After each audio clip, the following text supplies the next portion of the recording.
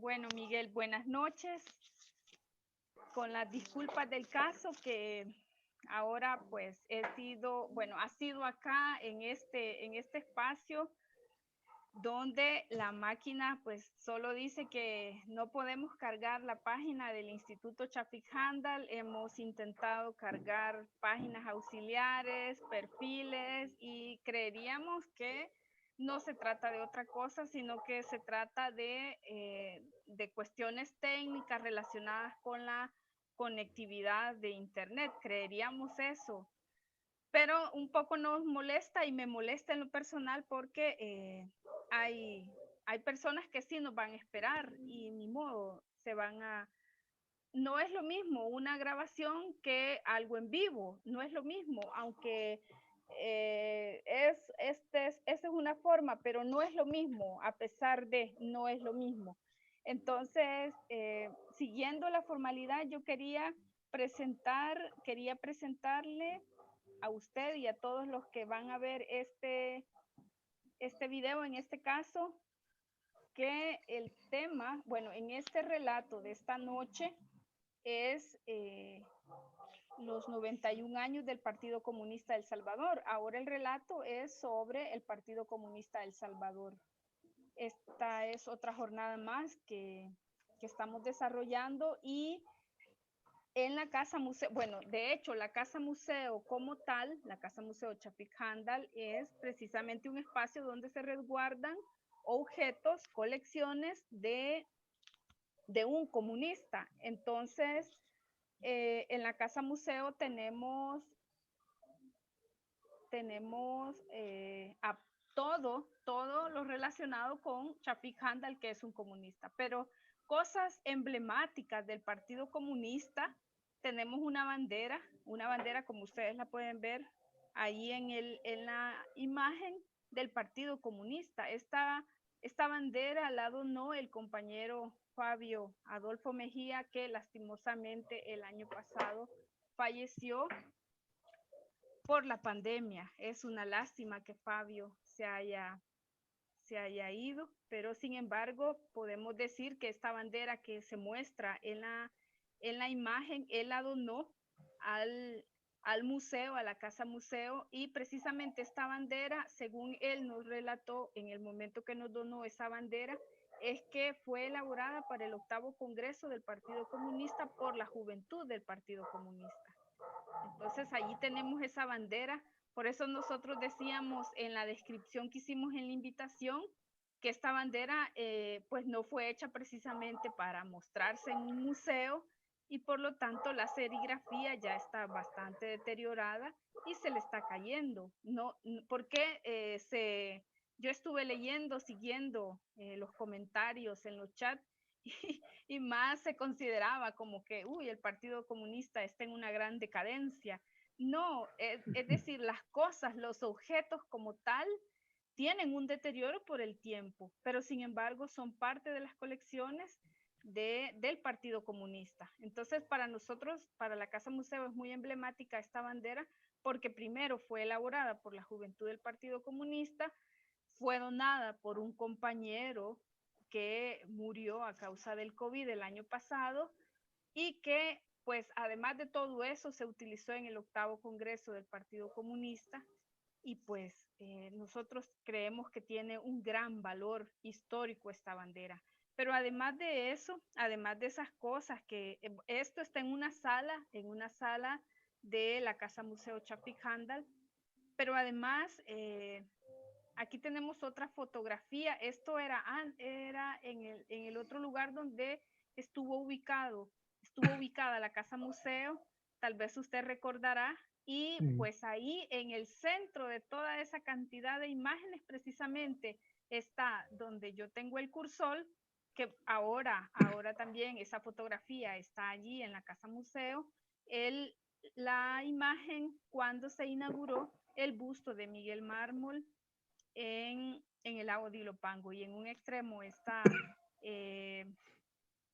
un extremo está Chapik Handal y en el otro extremo está Salvador Sánchez Serén. Además, teníamos la fotografía de Chapik Handal, teníamos la fotografía de Miguel Mármol, de Farabundo Martí. Entonces, eso era en el museo anterior. Y aquí está de nuevo la bandera, pero también queremos mostrar esta otra imagen, que es otra sala del museo, donde precisamente toda una parte de esta vitrina tenemos cosas relacionadas, banderines, el carnet que utilizó Chapik Handal en el 8º Congreso del Partido Comunista, cosas relacionadas que probablemente no tienen valor económico, pero sí el valor histórico que puede tener cualquier objeto en un museo. Entonces, sobre eso es, Miguel, que estaremos hablando ahora en este relato. El tema es eso y continuando con la formalidad, aunque pues todavía no estoy tan convencida porque no estoy tan a gusto, pero Miguel ahora nos va a hablar precisamente de eso. Miguel es el secretario nacional de Memoria Histórica del FMLN. Además, su padre es Miguel Mármol, uno de los fundadores del Partido Comunista de El Salvador. Que eso cuenta mucho, Miguel, porque me imagino que su papá a usted le contaba muchísimas cosas, que sobre eso no hay libro escrito, solo es su memoria, solo es su vivencia, y pues ahora tenemos prácticamente el honor de que usted nos pueda contar eso que su papá a usted le contó, porque precisamente no es lo mismo en una reunión con muchos compañeros o compañeras o con la población que en la intimidad contándole a usted directamente, porque me imagino que tuvo que haber sucedido ese traslado, ese relato oral, esa información que pasó de una generación a otra. Entonces, para comenzar, Miguel, no vamos a, tal como decíamos, no podemos extendernos como lo debimos haber hecho, pero sí hablemos del contexto en el que surgió el Partido Comunista y cómo se organizó el Partido Comunista para comenzar. Buenas noches, Yancy. Gracias por esta invitación y yo saludar y este gran esfuerzo que se está haciendo desde esta plataforma y usando esta tecnología para recordar hechos históricos. Y eso es muy importante, esa labor que el Instituto Chafik hace, particularmente usted al frente de esta actividad y de estas iniciativas, es muy importante. Yo quiero comenzar diciendo que me interesó ver la fotografía, fue cuando se inauguró el busto de Miguel Mármol en la ciudad de Ilopango, y miren qué triste que eso lo quitaron. Están haciendo una remodelación muy fuerte en el parque de Ilopango y se fue retirado el busto. Anteriormente había sido un objeto de un acto terrorista el busto y le habían quitado la placa de bronce donde llevaba toda la inscripción y un símbolo de la hoja y el martillo que también era de bronce, que también fue objeto de un atentado vandálico. Y esto, Yancy, nos llama a la reflexión, a la meditación de que se nos estamos siendo permanentemente por la vida, también por las mentes mezquinas y políticas, ideológicamente sufrimos ataques, la memoria sufre ataques. Y hemos visto el intento pues por anular todo vestigio y toda memoria histórica en este país. Y ese yo creo que es un llamado de urgencia para todos los que estamos involucrados en la actividad revolucionaria, pero también los que tenemos la responsabilidad de conservar toda la memoria, en el caso del museo, Casa Museo Chafik, del Instituto Chafik Handal y de todas las otras entidades que de manera, digamos, no con los recursos ni con las técnicas que la ciencia pide para estos fines, pero que hacemos el esfuerzo como lo mejor que podemos hacer. Entonces, creo que esa es una interesante eso que con lo que usted abrió, porque somos objeto de ataques porque ustedes todos sabemos que quieren borrar la memoria de este pueblo y nosotros no podemos dejar que esto suceda. Tenemos que hacer la pelea también ahí. Tenemos que hacer la pelea con el acceso a la información. Tenemos que hacer la pelea para que podamos también hacer uso de los archivos históricos de todas las instituciones del Estado y eso también ahora ha sido vulnerado, desde hace más de un año ha sido vulnerado.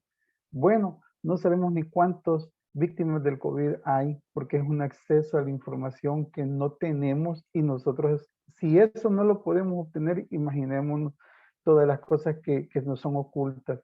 Recordemos que en el caso del mozote hay una situación difícil que a un juez no le permiten el acceso a los archivos de las Fuerzas Armadas. Aquí hay una ley de acceso a la información que no se cumple. Entonces comencemos por eso, porque estamos vulnerados. Y también un saludo a todas las personas que nos han seguido, que han seguido este espacio de la Casa Museo Chafik. Un saludo a los compañeros de otros que están en otros países, a nuestros compatriotas que están en Europa, que están en Norteamérica, que están en Sudamérica y donde sea que esté un salvadoreño que sigue esta plataforma. Un saludo muy fuerte en estas épocas de Semana Santa. Acá en El Salvador estamos en periodo de vacaciones, pero la memoria continúa trabajando. Entonces, la pregunta era, ¿cuál fue el contexto de la situación en que surgió el Partido Comunista? Y miren, lo maravilloso de las entrevistas es que lo hacen a uno estudiar mucho. Y eso es importante porque nos refresca toda la información que debemos mantenerla viva y que debemos de compartirla. Y yo quiero decir que aquí hay dos elementos que debemos de destacar. Una es que la formación del capital originario, que hay una fecha que nosotros no debemos olvidar, que fue 1881, 1882, que es la expropiación de tierras ejidales y comunales. Creo que ese ha sido, digamos, la fecha que nosotros como salvadoreños no debemos olvidar, lo que significa esta expropiación de las tierras, la extinción de las tierras ejidales y comunales, y que ese es un detonante muy fuerte, sin hablar de aquella gesta heroica de 1833 del patriota Anastasio Aquino, y que también es parte de toda esa situación que fue determinando la lucha de este pueblo salvadoreño. Recordemos la conquista, 300 años de colonia, y recordemos entonces todo en ese tiempo viene la república y sigue la lucha por la dignificación de los salvadoreños. Y entonces llegamos a 1881 y 1882, que es la expropiación de la extinción de tierras ejidales y comunales. Y luego encontramos mucha actividad revolucionaria en 1913, en 1919, cuando aparece Farabundo Martí en los preparativos de los 100 años de la independencia. Y es capturado Farabundo Martí, y entonces nosotros comenzamos a conocer de la actividad revolucionaria de estos universitarios centroamericanos en aquel momento, porque eran varios estudiantes de Honduras, de Guatemala, de México, que estaban concurriendo a esta actividad para conmemorar los 100 años de la independencia. Pero desde 1919 entonces comenzamos con ese registro histórico, y llegamos también en 1920 al primer que se conoce que está establecido ya el primer núcleo de comunistas en El Salvador. En 1920 el Socorro Rojo Internacional, la Universidad Popular son instrumentos de organización en los que está este núcleo comunista diciendo, miren, aquí hay que estudiar más el marxismo-leninismo, aquí hay que empaparnos en esta teoría tan importante, y aquí vemos un rasgo muy buenos es el hecho de que este núcleo de comunistas, de estos primeros núcleos, este primer núcleo comunista está haciendo un gran esfuerzo por estudiar. Y eso fue lo que Chafik Handel nos inculcaba, donde cada momento que Chafik llegaba, él preguntaba, ¿dónde está la biblioteca del partido? Chafik siempre nos inculcó eso de estudiar, y no de solo leer la teoría marxista-leninista, sino que la cultura general. Chafik fue siempre un hombre que nos inculcó eso. Y luego, entonces, ese es un rasgo importante de conocer, de estudiar y de conocer de la teoría revolucionaria, del marxismo-leninismo. Y el otro rasgo es el concurso de compañeros internacionalistas de Perú, de México, de otros países que llegaban al país por razones políticas, porque andaban huyendo, porque andaban siendo perseguidos en sus países y también compartieron todos estos primeros, el ABC del marxismo, y eso fue importante. Creo que esos dos rasgos son importantes en los antecedentes de cómo surgió el núcleo de comunistas y en el contexto que ya en 1930 es fundado el Partido Comunista. Hay que destacar que a finales de la década de 1920 sucede algo tremendo en el mundo, que es la recesión del capitalismo, un fenómeno que golpea a El Salvador, a su población, ¿no? Muy fuertemente. El café cae en sus precios.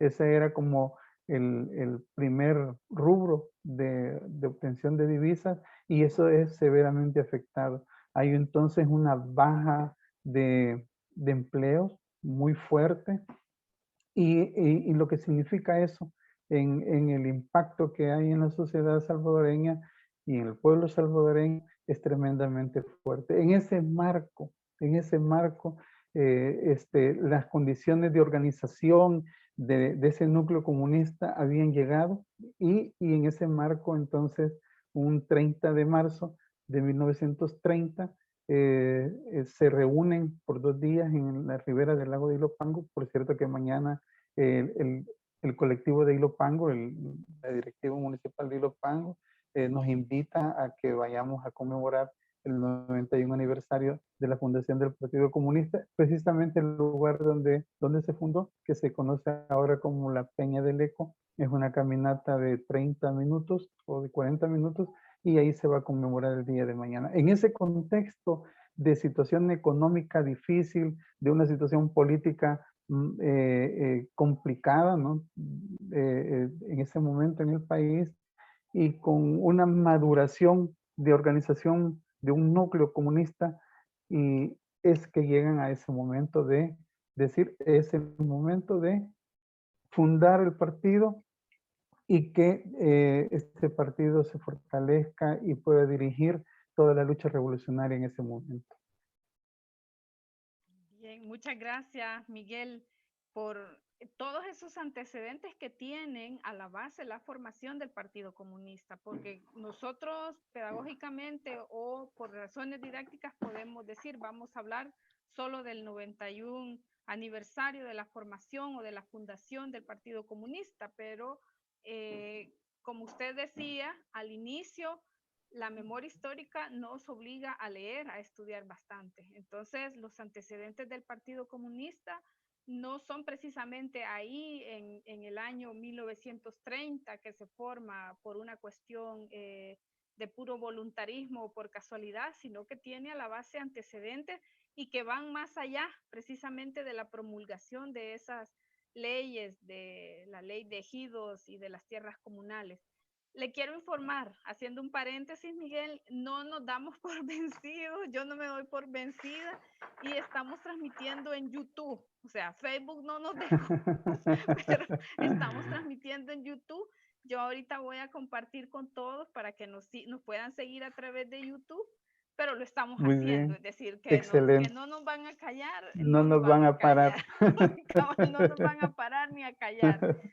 Entonces, bueno, ya también usted ha hecho la invitación para mañana para que Sí, para que podamos acompañar esta caminata. Eso es importante. Bueno, todo lugar en este país tiene historia, tiene relación con esa memoria histórica y muchas veces pasamos por ahí y ni siquiera conocemos qué fue lo que sucedió, por qué es tan importante esos lugares. Y el lago de Ilopango es importante por eso, porque ahí eh, tuvo, fue el escenario donde se forjó la primera organización de izquierda en este país. Bueno, lo otro importante también es saber para los jóvenes que van a ver este video, ojalá que así sea, o para las personas adultas, quiénes, quiénes organizaron el Partido Comunista. Porque también eso es importante, es decir, usted habló de todo ese contexto, pero ahora, ¿quiénes fueron los que organizaron el Partido Comunista en 1930? Que tampoco es una cuestión de que de repente llegaron, sino que es gente que vivió un momento muy especial y ellos no se quedaron de brazos cruzados. Que también eso es lo que los relatos buscan, es decir, cómo conectar ese pasado con el presente, cuáles son las enseñanzas. Entonces, eso es lo que sigue, Miguel. ¿cómo no? Yo, eso es importante porque en toda la información disponible por las investigaciones que hizo gente como el doctor Jorge Arias Gómez, nos habla bueno, en el libro de Roque Dalton, Miguel Mármol, de los sucesos de 1932, conocemos entonces algunos antecedentes importantes, cómo fue. ¿Por qué a riberas del lago de Ilopango? ¿Por qué en el lago de Ilopango tenían que reunirse todos estos compañeros? Y entonces veamos el contexto aquel: Ilopango, San Martín, San Pedro Perulapán, Michapa. Era un corredor importante de comercio. eh, donde pasaba el ferrocarril, no estaba en las condiciones de ahora, por eso en aquel momento tenía un valor muy importante, muy estratégico. Recordemos que la estación de Michapa fue bien importante, el telégrafo en Michapa era muy importante porque el otro estaba en San Martín, y era el modo de producción centrado en San Pedro Perulapán, San Martín y Lopango, por siempre la pesca que ahí que era más abundante que ahora, y todo esto generaba una situación muy particular en ese corredor, en ese pequeño corredor del país.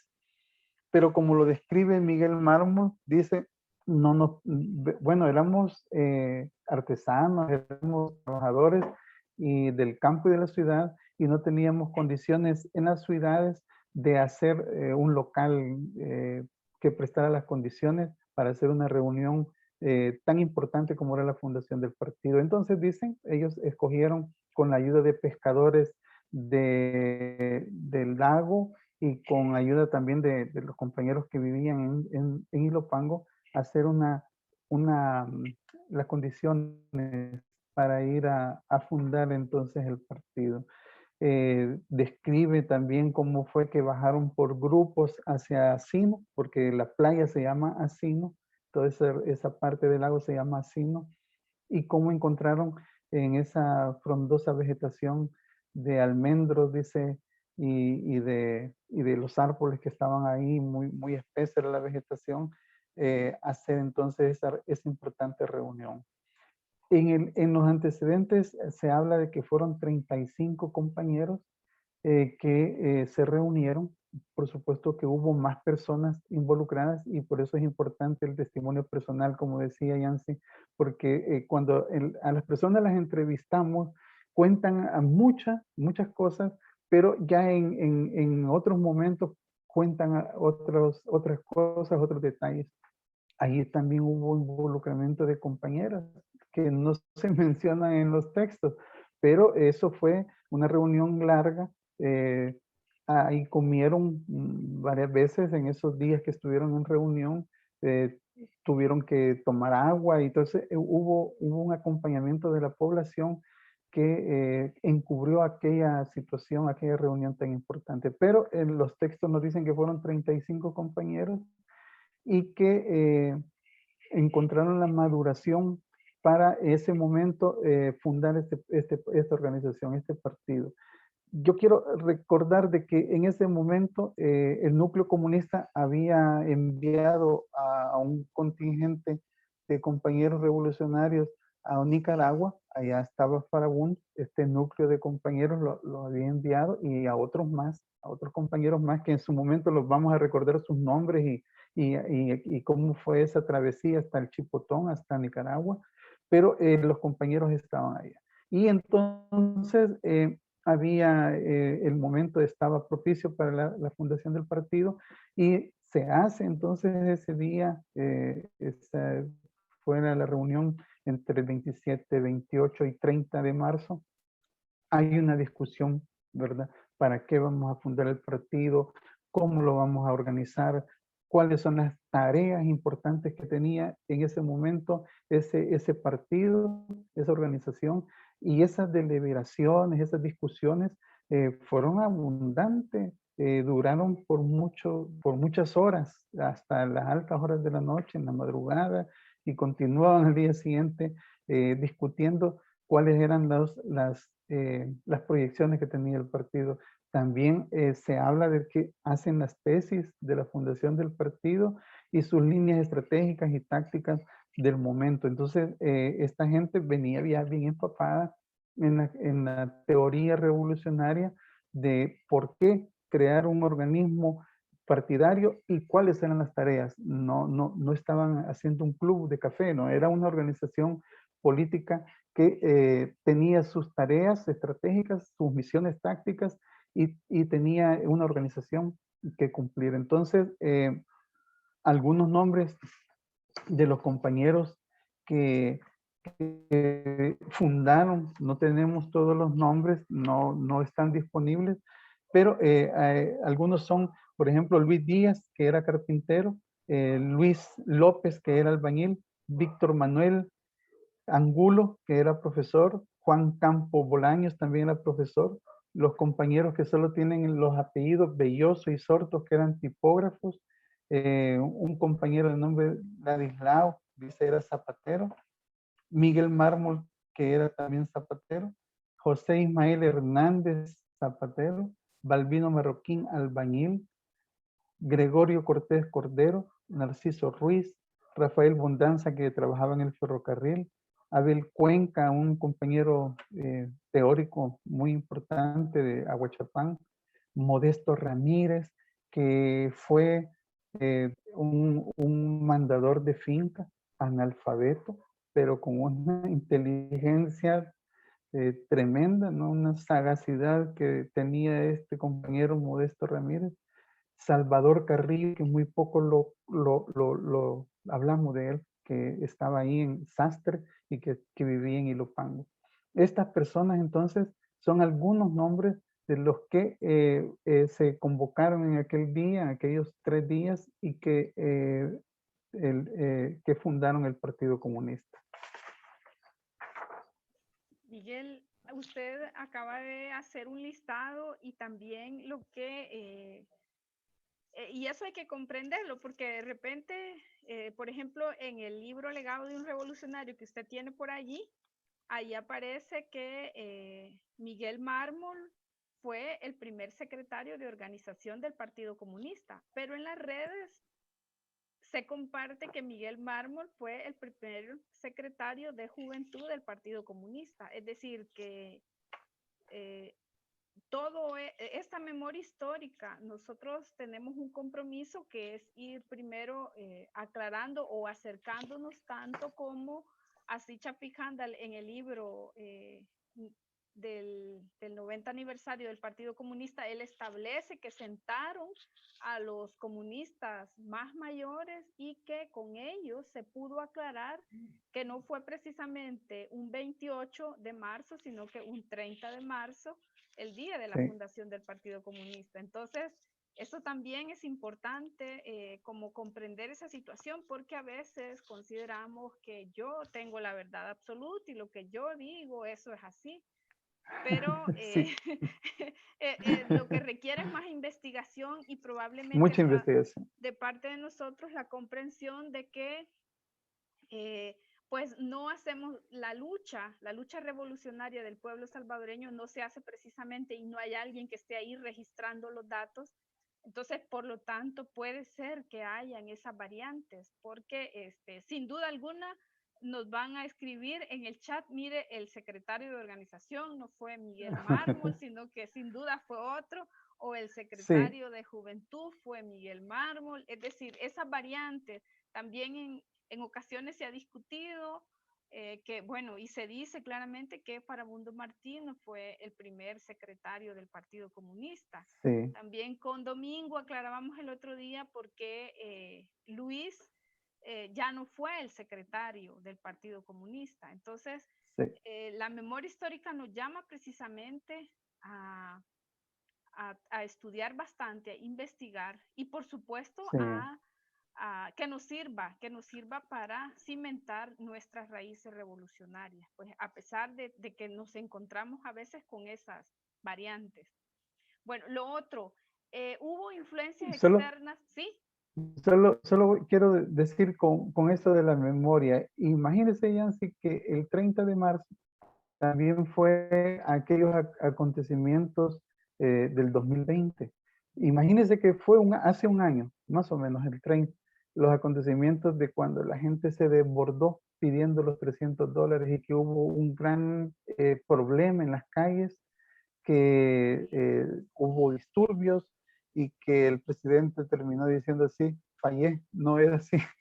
Eso se nos ha olvidado hace un año, pero y no digamos esto hace 91 años. Pero solo para aclarar, sí, el primer secretario general del partido fue Luis Díaz, el carpintero, y el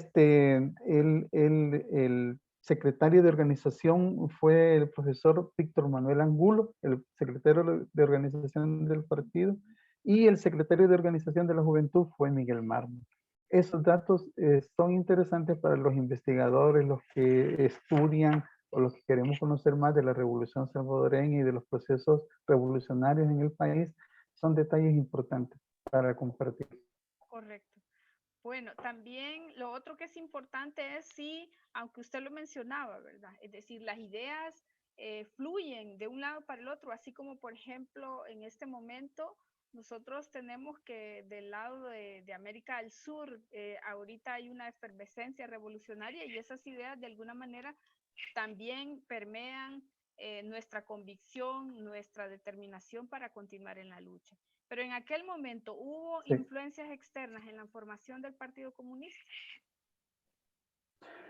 Las influencias estas son, para mí, yo creo que son teóricas. Es una deseo de esos revolucionarios que estaban jóvenes, pues, y que estaban deseosos de conocer, eh, de presentar alternativas al país, de la situación política, económica, la situación crítica y difícil, y que comiencen a tener este contacto a través de los sindicatos, a través de todo este movimiento sindical mundial, y que logran tener en ese intercambio conversaciones en primer momento y después intercambio de ideas y de textos que van abriendo la mente de estos compañeros salvadoreños y encuentran que hay alternativas a los problemas tan graves en el país. Para empezar a comprender, comprendieron que este es un sistema capitalista y que tiene reglas y que tiene leyes y que había un hombre que las había descubierto, las había escrito, que era Marx, y que Lenin también contribuyó. Entonces ellos van conociendo ideas científicas, y yo creo que eso fue lo importante. Miguel Moll, que en 1913 su patrón lo ponía a leer eh, una revista teórica que se llamaba El Submarino Rojo y que llegaba a través de Panamá, y eso eran como los rudimentos iniciales donde esta gente empezaba a abrir las ideas, a abrir la mente a ideas que eran novedosas y que eran presentaban una posibilidad de solución y de alternativas a la situación tan difícil y tan crítica que vivía el país. Creo que si hay alguna eh, situación que no sea nacional, fueron precisamente esa teoría revolucionaria que posibilitó que nuestros primeros núcleos revolucionarios, nuestros primeros revolucionarios, como decía Heriberto Montano, los maestros fundadores del ALBA, los pioneros de la revolución, conocieron teóricamente estos rudimentos y que eso empezó a fortalecer el deseo de organizarse. Bien. Bueno, porque de esto hay muchísimo que hablar y son muchísimos los libros. Bueno, de hecho, Sí. Chapik Handal tiene una biblioteca que es parte Sí. de las colecciones del museo y Sí. sobre esto hay cantidad de libros. Bueno, de hecho, el libro Legado de un Revolucionario, Chapik Handal, bueno, hubo investigación bibliográfica para fundamentar precisamente el tomo número 1 del Legado de un Revolucionario. Sí. Y en todos los libros hay esa información que nos permite también a nosotros sacar nuestra propia conclusión y que tiene que ver con el presente, tiene que ver con el presente porque 1930, 1932, desde hace rato, desde el 2019, cierta persona dice que no valió la pena todo eso.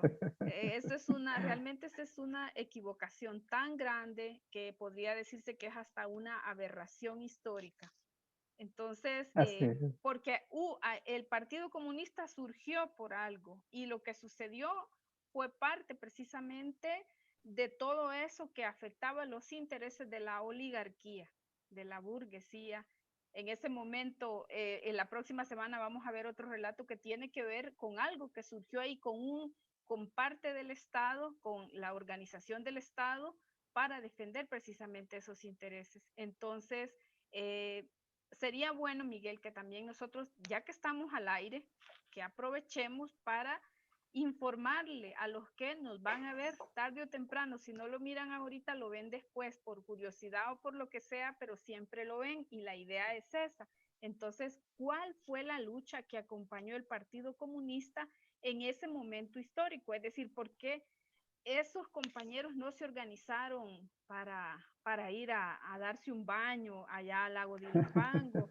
No se organizaron para que les repartieran nada. De hecho, lo que recibieron en 1932 fue metralla, que cuando uno lee los libros, a uno se le eriza el cuerpo de conocer del testimonio de Miguel Mármol todo lo que hizo ya en ese momento los militares por orden de la oligarquía y con el visto bueno del imperialismo. Es decir, lo que aquí ha sucedido siempre ha tenido, siempre han estado las manos metidas de todos ellos. Y nosotros, como dijo en una ocasión Evo Morales, somos los que ponemos los muertos.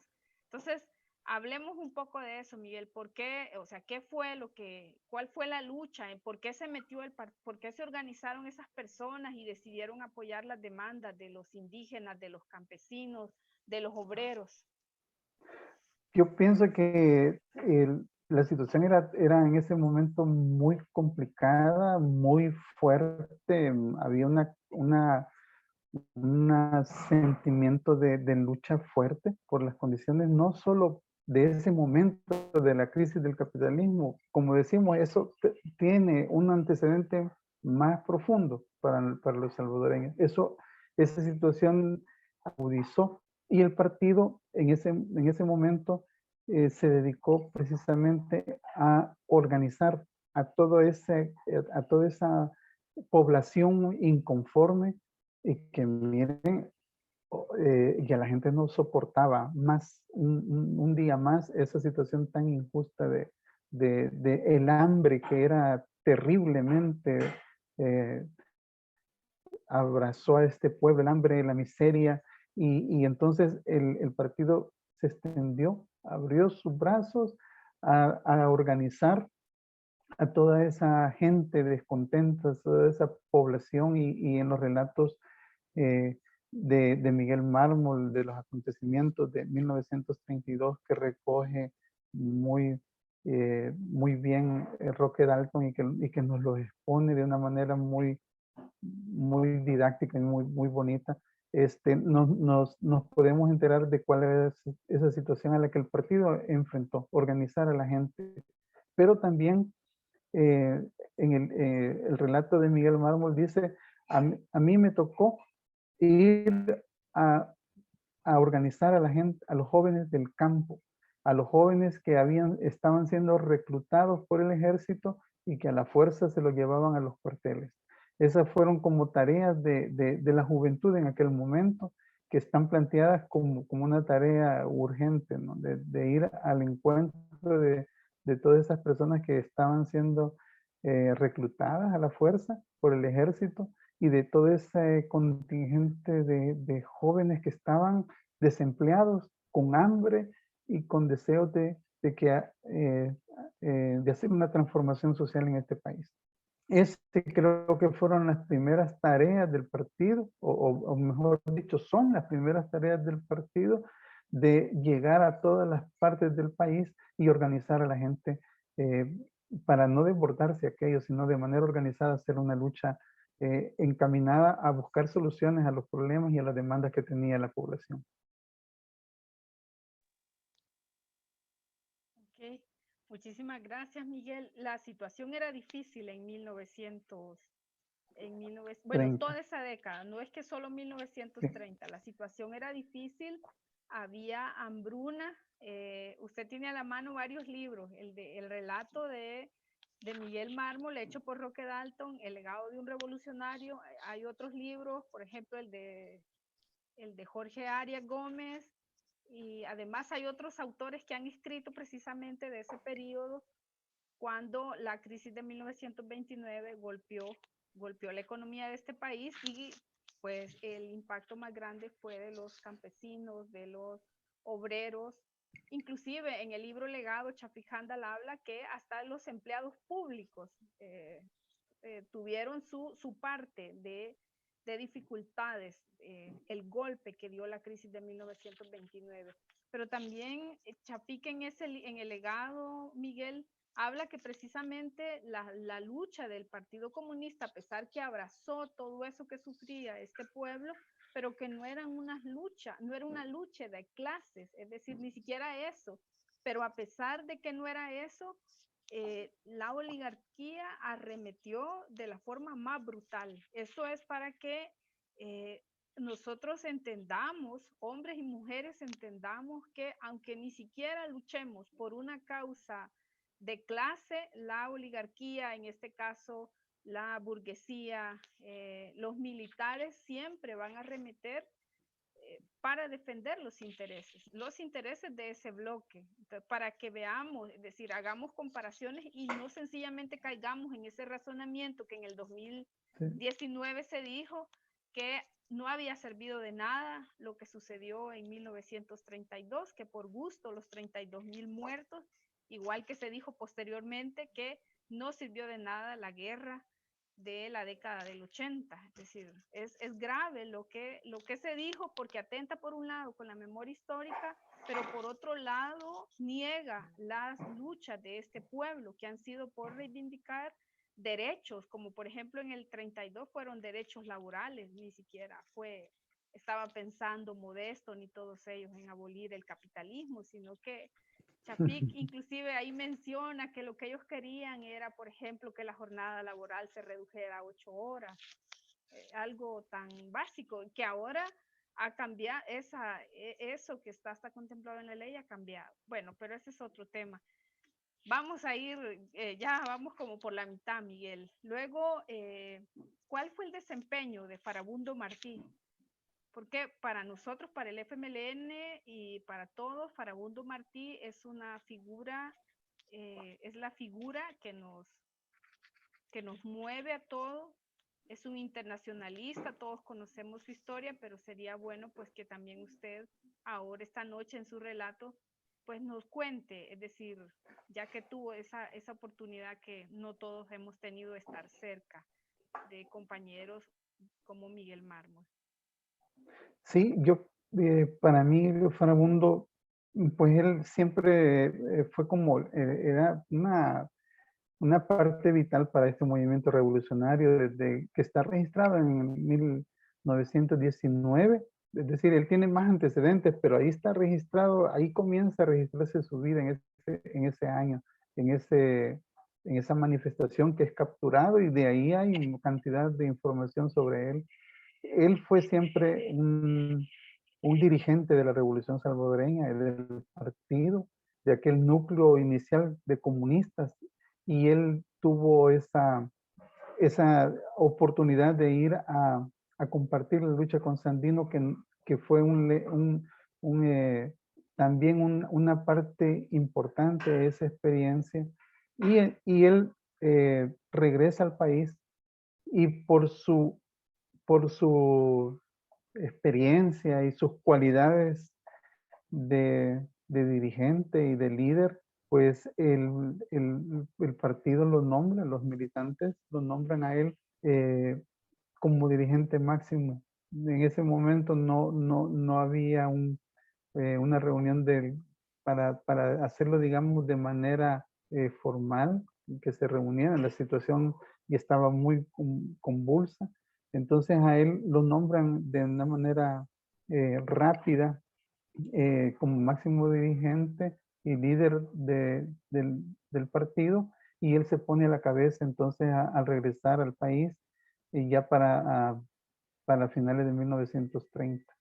A él lo nombran como máximo dirigente, y él pues se pone rápidamente a la cabeza de todo ese movimiento revolucionario. Él creo que nos da en ese momento a esa situación, da los mejores conocimientos y su experiencia, y dirige entonces este movimiento en tanta desventaja, pero se pone a la cabeza para uno.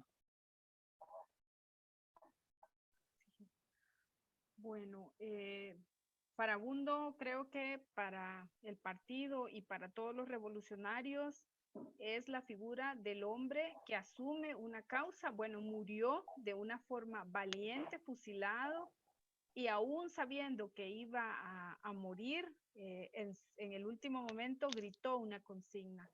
Es decir, Farabundo es ese ejemplo de valentía que yo creo que ese es un principio, a pesar de las circunstancias, jamás traicionó la causa.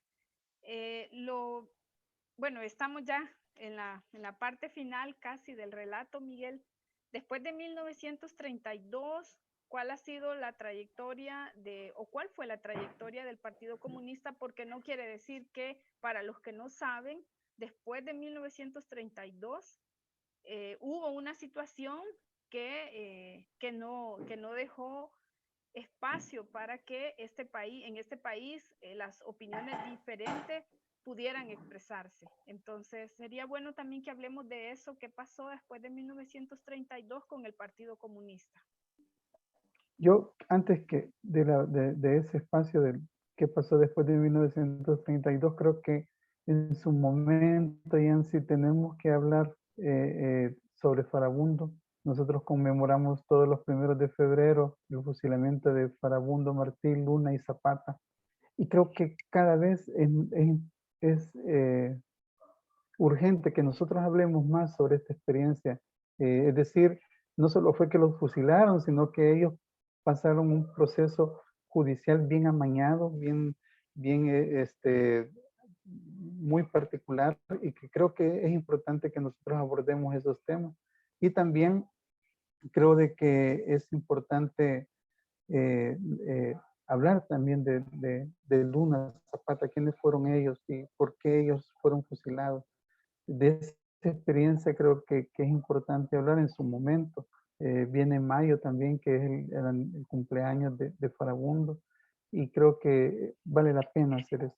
Luego, sí, miren, lo más grandioso después de 1932 es que aquellos comunistas que sobrevivieron, pues la mayoría fueron fusilados, pero creo que es tener esa voluntad, ese ánimo y esa decisión, esa convicción de seguir, de continuar organizándose y luchar.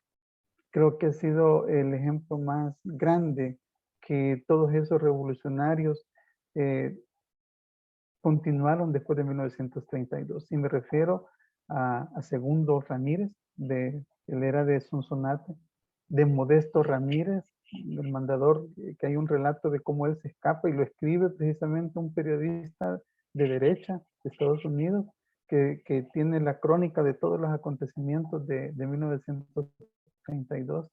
Y creo que esa gente que sobrevivió y que continuó, porque algunos se rindieron, no dijeron no, hasta ahí ya no llego. Creo que eso que hicieron estos revolucionarios es digno de recordar y de hablar, cómo ellos se volvieron a confundir en el pueblo y a pesar de la persecución, de aquello que fue terrible, ellos no dejaron de hablar de todas estas eh, de todas estas cosas importantes para el país, para el pueblo y de las soluciones que tenían esa situación tan complicada, a pesar de esa represión y de esa persecución que esta gente vivió, hombres y mujeres, no solo fueron estos nombres que mencioné, sino que fueron un buen contingente, continuaron. Lo primero que hicieron fue organizarse, comunicarse y continuar la labor que habían jurado hacer en aquella reunión del 30 de marzo de 1930. Y creo que eso es importante y es digno de reflexionar, de divulgarlo, de contarlo y de compartirlo con todos y todas.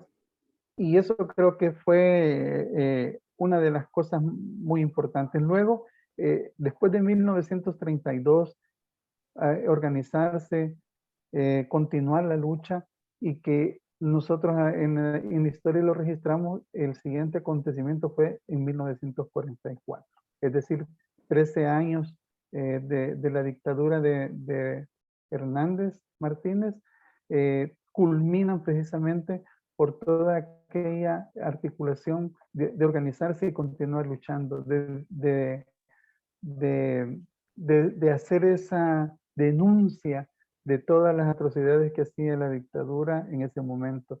Y ya en 1944 tenemos el primer registro de Chafik Handal, ya en esta nueva etapa, en esta etapa dura de lucha, de represión, pero que logran ese movimiento revolucionario derrocar al régimen de Hernández Martínez.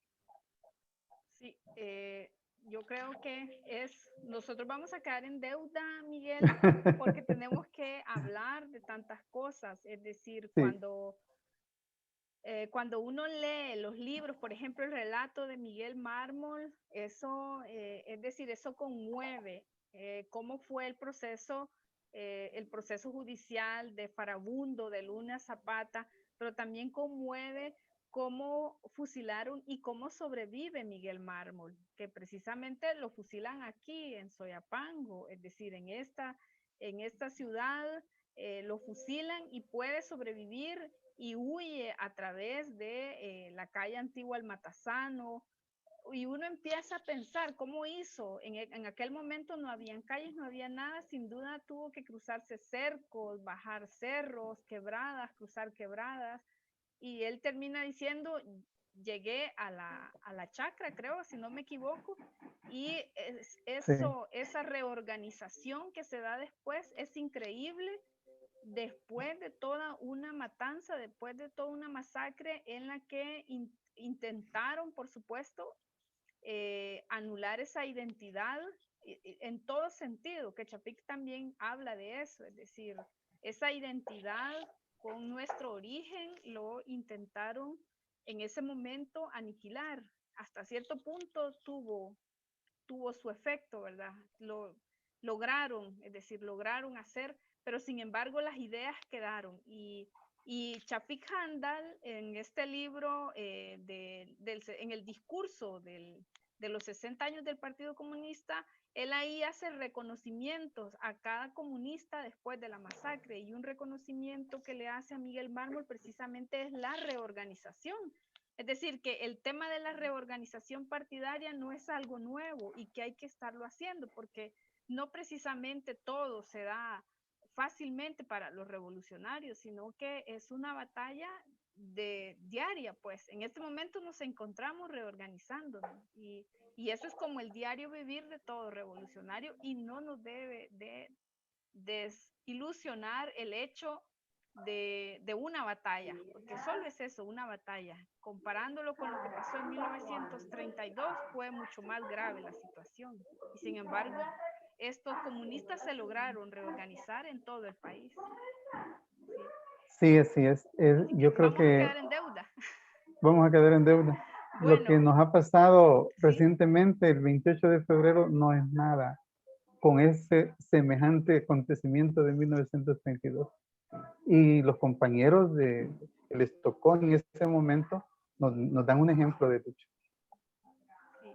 Ahora, la penúltima, Miguel, ya usted lo mencionaba, llegamos a 1944, entonces entra la figura de Chafik Handal, aunque ya lo hemos venido tocando en otros relatos, pero en este caso, ¿cuál fue la labor de Chafik Handal en el Partido Comunista?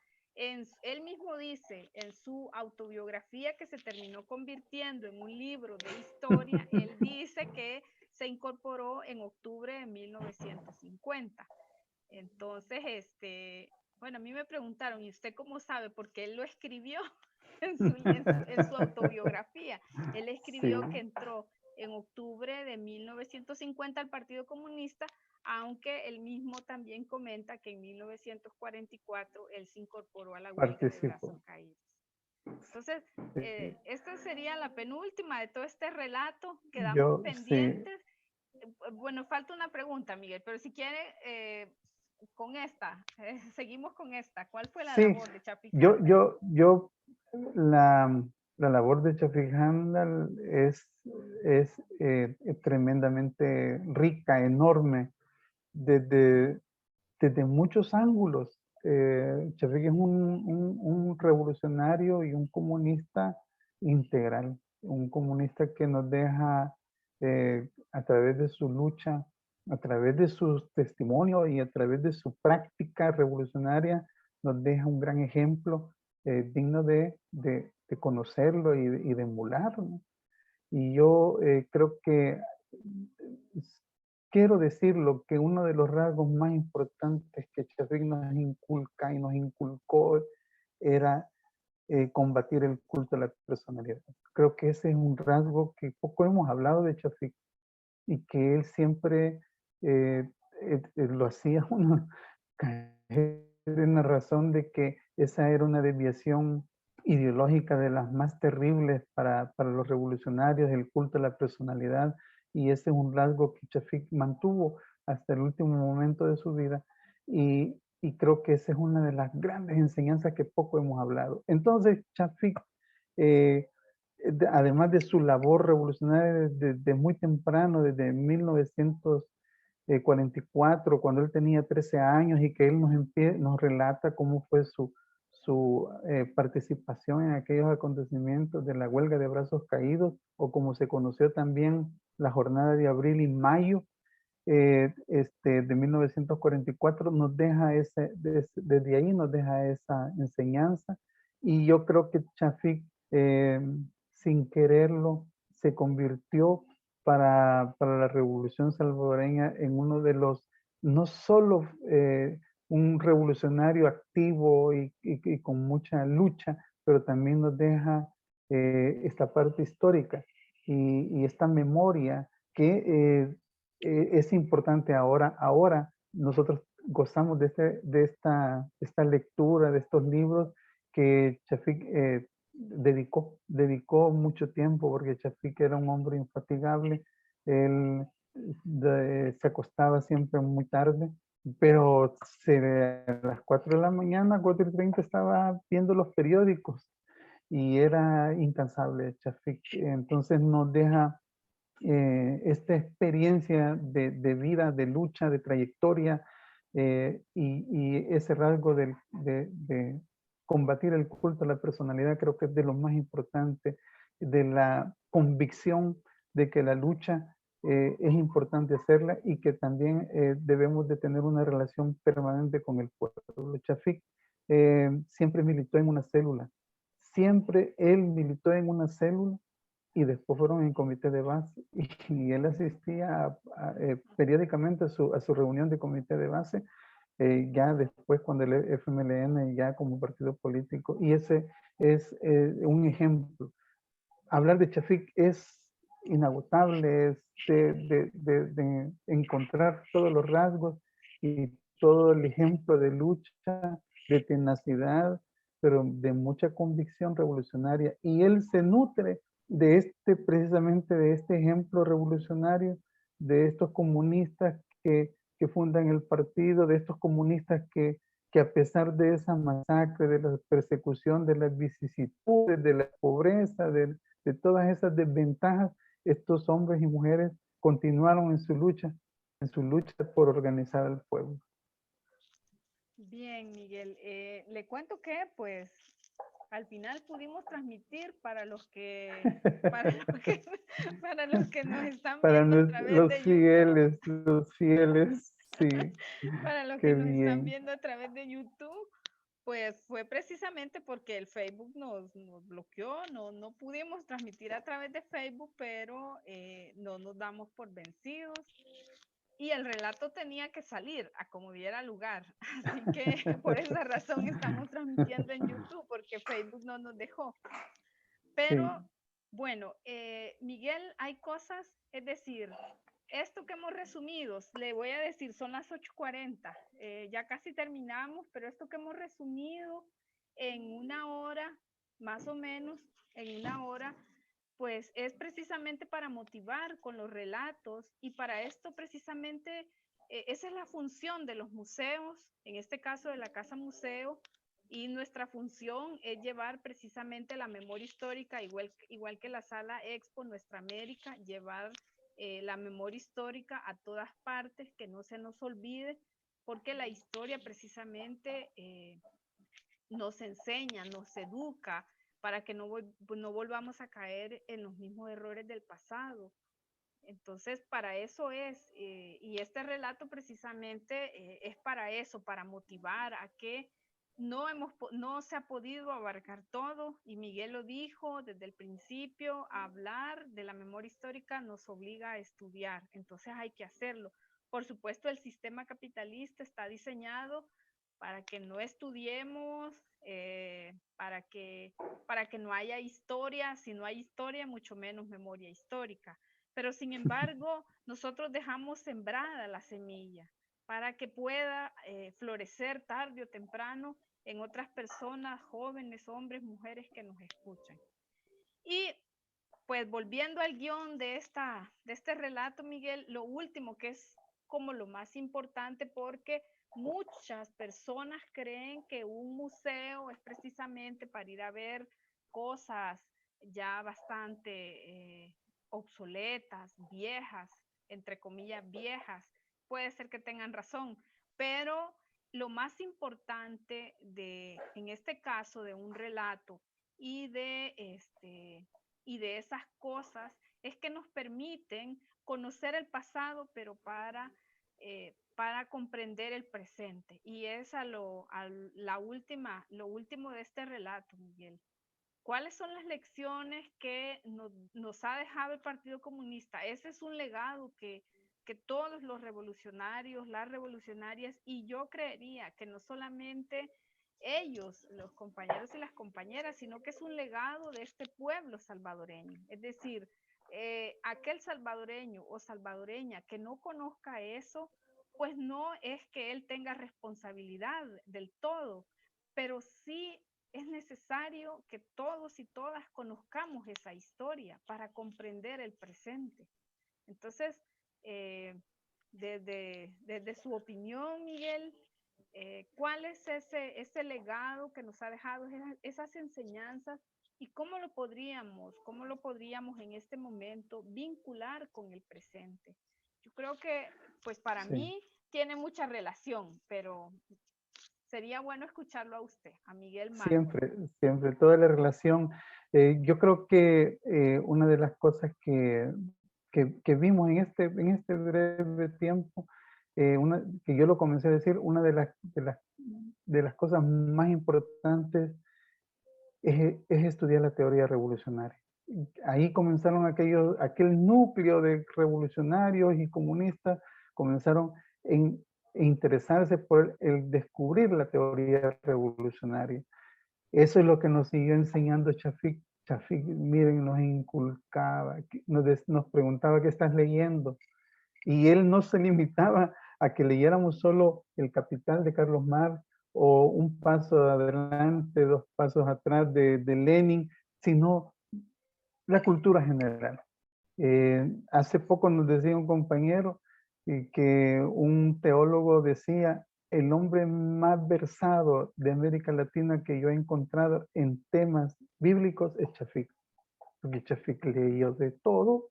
Él no se limitó a leer un solo género. Su cultura fue grandiosa. Y entonces creo que una de las enseñanzas que nos dejan este núcleo comunista es estudiar la teoría marxista-leninista y estudiar la cultura general. La comprensión es lo más importante, el desarrollo de la humanidad. Para mí otro elemento importante es que en este bagaje de encontrar, de estudiar, encontramos nosotros la dialéctica y sus leyes, y que si no conocemos la dialéctica no podemos comprender. Por eso decíamos, nosotros no podemos ver un acontecimiento simplemente porque surge. Tenemos que ver sus antecedentes. Y esta lucha del pueblo salvadoreño no la podemos comprender si no, si nosotros no conocemos de manera objetiva cómo fue la conquista de Cuscatlán, que ahora es El Salvador. No podemos comprender la realidad en este momento si no conocemos que en este país hubo 300 años de colonia, de la colonia española, y si no comprendemos lo que sucedió ahí, no entendemos ahora, no comprendemos cuál es la sociedad, sus raíces, los afrodescendientes, los españoles, los que vinieron de China, etcétera. Esas son nuestras raíces. Y el proceso de independencia, este año vamos a cumplir los 200 años de independencia, bicentenario. Estamos en tantas situaciones que no lo comprendemos, ni siquiera lo notamos, ¿verdad? Además que hay personas que no quieren que nosotros recordemos nada, y la independencia centroamericana, para bien o para mal, Chapín nos mandó a estudiar también. Él nos decía cuáles fueron los acontecimientos. Hablábamos del acta de independencia tan débil, ese acta de independencia, pero es lo que tenemos. Si no sabemos todo eso, no comprendemos lo que está pasando. Entonces la dialéctica, esa herramienta científica, nos enseña a comprender todos los fenómenos a partir de sus antecedentes y de su desarrollo natural que tienen esta evolución de la humanidad, y en el caso de nosotros del desarrollo de la sociedad salvadoreña. Y el otro rasgo, y son muchos rasgos del partido, lo que nos deja el Partido Comunista, miren, es la labor de las alianzas. Shafik, que se encarga de estudiar este proceso revolucionario, nos habla de cuántas veces esta revolución tuvo que hacer alianzas, y las alianzas con otros sectores tiene también sus reglas y tiene también sus principios y reglas, y eso nos enseña este partido, nos enseñó a cómo son ese tipo de las alianzas y todo ese fenómeno. Pero también este partido nos enseñó las diferentes formas de lucha. Es decir, este partido surge en 1930 organizando trabajadores en el campo y en la ciudad, pero también participa en elecciones y también se va a una lucha armada en 1932. Es decir, este partido comunista nos enseña las diferentes formas de lucha. Eso creo que son elementos a considerar, elementos que debemos desarrollar, Yancy, porque esto no es solo con una pequeña entrevista, sino que son temas que es necesario abordar y profundizar para los que están interesados. Sí, así es, Miguel. Es decir, el temario, esta actividad de la Casa Museo, relatos, pues quisiera tener más tiempo. Sí. Y bueno, y también esto implica que tenemos que enfrentarnos, porque pues Sí. tarde o temprano ya hemos visto cómo se está atentando contra ese proceso que de alguna manera se fue consolidando en El Salvador después de los acuerdos de paz, ese proceso de transición hacia la democracia, y muestras es que, por ejemplo, instituciones del gobierno han sido cerradas que tienen que ver con el acceso a la información. Quiere decir que por hoy, yo en otras ocasiones lo he dicho aquí, estamos transmitiendo en vivo y por hoy esto no se regula, este espacio, y podemos transmitir. Y esta es una forma alternativa sin disminuir y sin restarle importancia a todas esas formas de lucha, sino más bien la combinación de todas esas formas de lucha. Y por supuesto, una en cada momento será la determinante. Entonces, la Casa Museo, y yo creo que también ustedes como Memoria Histórica, aprovechemos este espacio que por hoy tenemos de llevar esta información de forma relativamente gratuita y libre a todos y a todas. Aquí hay personas que no necesariamente son del partido que nos están viendo, pero la idea es que nos vean, porque toda esta información está en algunos libros, porque tampoco es que el partido tenga tantísimos libros. Después de los acuerdos de paz y en este periodo es cuando la izquierda ha podido escribir, no mucho, pero sí se ha hecho, ¿verdad? Porque no es precisamente, no ha sido como uno de los objetivos, sin embargo se ha hecho y se puede, y se puede compartir con todos y con todas precisamente esa lucha, esa forma de hacer las cosas, la visión, los objetivos, el rumbo que nos trazamos. Entonces, aquí quedan muchísimos temas, muchísimos quedan, Miguel. Sí. Yo pienso que no va a ser la primera Así vez que es. usted esté aquí en los relatos. Gracias. Porque aunque relato suena como que es un cuento este asunto, bueno, si quiere verlo así está bien alguna persona, pero esto es memoria histórica, esto es la historia. Así Y es. todavía tenemos compañeros como usted que tuvieron la oportunidad de estar en ese momento, de conocer de primera fuente toda esa información y que la podemos trasladar para que esas nuevas generaciones que se sienten comprometidas puedan retomar esa historia, asimilarla, hacerla propia y tomar esas banderas de lucha, esas reivindicaciones. Entonces, pues yo creo que en el chat, Miguel, no sé si hay algo que usted quiera agregar. En el chat no veo nada por ahora, pero sí estamos ahorita, nos están viendo ya desde YouTube y Facebook. Hay mucho más, pero le cuento, casi también son las 9 de la noche. Dígame. Solo yo quiero terminar diciendo que el 1 de abril recordamos a un gran compañero también comunista, el doctor Mérico Araujo, Mauro Mérico Araujo, comandante.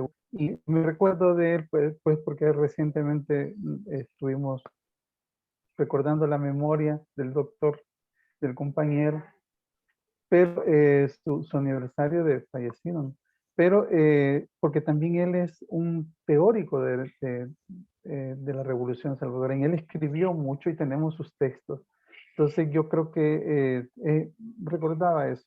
Y decirles, mañana los que tengamos tiempo, sé que estamos en vacaciones, pero los que podamos acompañar a los compañeros de Ilopango, ahí vamos a estar a las 7 de la mañana en la sede del partido del FMLN y vamos a hacer la tradicional caminata. para honrar la memoria de aquellas mujeres, de aquellos hombres, de aquellos revolucionarios que se animaron a organizar este partido comunista que nos dejó un gran legado, que nos dejó una gran experiencia, que abona a la revolución salvadoreña. Así es. Mañana yo reafirmo también y también hago el llamado para que todas aquellas compañeras, compañeros, amigos, amigas, personas afines, mañana puedan unirnos, mejor dicho, podamos unirnos a esa caminata en Ilopango. La caminata como tal, bueno, tiene su parte de diversión lúdica, pero lo importante es precisamente esta parte formativa que nos permite recordar la formación del Partido Comunista, su labor a lo largo de tantos años, porque a pesar de la clandestinidad, pero siempre siguió en la lucha acompañando a este pueblo. Entonces, eso es importante para todos y para todas, tener viva esa memoria y también compartirla con los demás, que eso es otra parte de la memoria, su difusión, para que no muera, que es uno de los propósitos del enemigo de esta revolución. Bueno, como no hay preguntas, Miguel, pero sí agradecerle muchísimo. Yo tendría más cosas, es decir, yo le podría decir, pero yo creo que esta noche hemos hecho un gran esfuerzo. No pudimos compartir en Facebook inicialmente, claro, pero sin embargo sí pudimos y agradecemos mucho porque sí tenemos personas que están viendo esta transmisión. Agradecemos muchísimo tanto a Miguel. Miguel, esta no es la primera vez, lo vamos a seguir molestando para que nos acompañe. A la orden, estamos a la orden. Muchísimas gracias y también agradecemos a las personas que nos acompañaron, que están ahí viendo esta transmisión, y también los invitamos para que la próxima semana, el próximo sábado, otro relato más. Así que muchísimas gracias, Miguel, muchísimas gracias a todos y vamos a continuar en la lucha. Gracias, Yancy. Buenas noches a todos. Un fuerte abrazo a usted y a todos los compañeros que nos ven, que nos siguen, y la lucha continúa. La lucha continúa, correcto. Bueno, feliz noche, hasta pronto. Nos vemos mañana. Feliz noche. Nos vemos mañana.